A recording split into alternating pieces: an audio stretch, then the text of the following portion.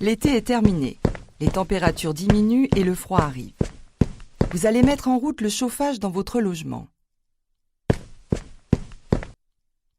Mais attention, la mauvaise combustion du bois, du fioul, du gaz naturel ou du charbon utilisé pour se chauffer peut être à l'origine de l'émanation du monoxyde de carbone. Le monoxyde de carbone est un gaz asphyxiant indétectable. Il est invisible, inodore et non irritant. Sa diffusion passe inaperçue.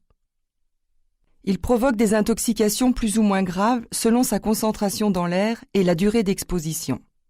À taux faible, on observe des maux de tête, une fatigue inexpliquée, des troubles digestifs, voire des malaises. À taux plus élevé, la victime tombe dans le coma et risque la mort. Si ces symptômes sont observés chez plusieurs personnes dans une même pièce ou qu'ils disparaissent hors de cette pièce, il peut s'agir d'une intoxication au monoxyde de carbone.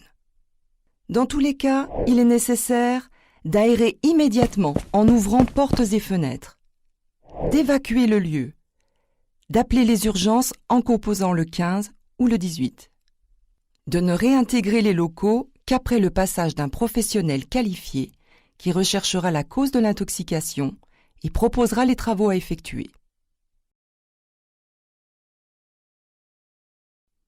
La femme enceinte, les enfants de moins de 2 ans et les personnes âgées sont particulièrement sensibles au monoxyde de carbone.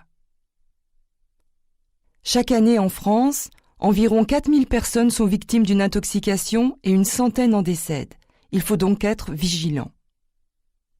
Avec des gestes simples, il est possible d'éviter ces intoxications. Aérez au moins 10 minutes par jour votre logement, y compris en hiver. Faites vérifier vos installations de chauffage et vos conduites fumées par un professionnel qualifié avant chaque hiver. N'obstruez jamais les entrées et sorties d'air de votre logement. Et installez des détecteurs de monoxyde de carbone à l'intérieur de votre logement.